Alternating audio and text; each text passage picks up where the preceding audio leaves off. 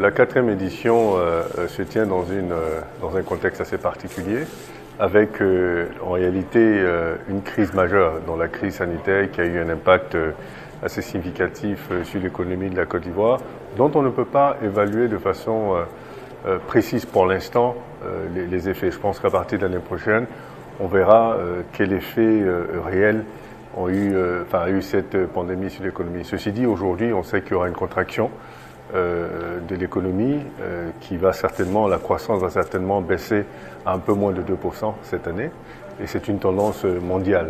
Ceci dit, évidemment, la capacité des pays africains en termes de résilience est moins importante que celle des pays développés. Donc forcément, ça aura un impact beaucoup plus négatif.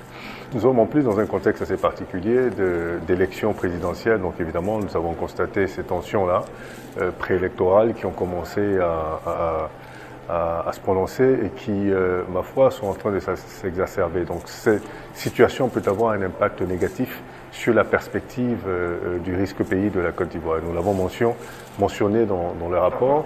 Le résultat de notre analyse cette année a fait effet d'une réduction de la note. L'année dernière, la Côte d'Ivoire était notée 6.1 sur 10 avec une perspective stable. Cette année, il y a une dégradation de 400 points de base à 5.7 avec une perspective négative. Ceci dit, la Côte d'Ivoire, le risque pays Côte d'Ivoire reste dans la catégorie des risques modérés. Donc évidemment, n'est pas un frein à l'investissement en Côte d'Ivoire. Nous suivons de façon très minutieuse l'évolution de la situation sociopolitique et l'évolution de la gestion de la pandémie et l'évolution des conséquences de la pandémie sur l'économie ivoirienne. Aujourd'hui, nous avons un très grand nombre de PME qui ont déjà mis la clé sur le paillasson, ça va certainement continuer, beaucoup de pertes d'emplois.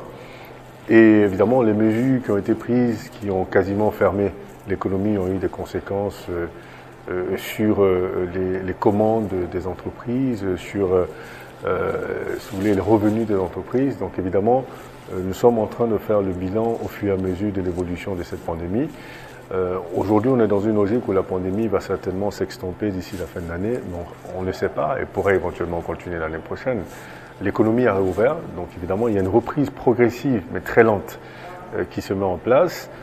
Cette reprise, elle a été peut-être un peu aidée par les mesures d'accompagnement prises par le gouvernement ivoirien au pic de la pandémie pour justement permettre aux entreprises d'avoir une réponse urgente et immédiate vis-à-vis des conséquences de la pandémie.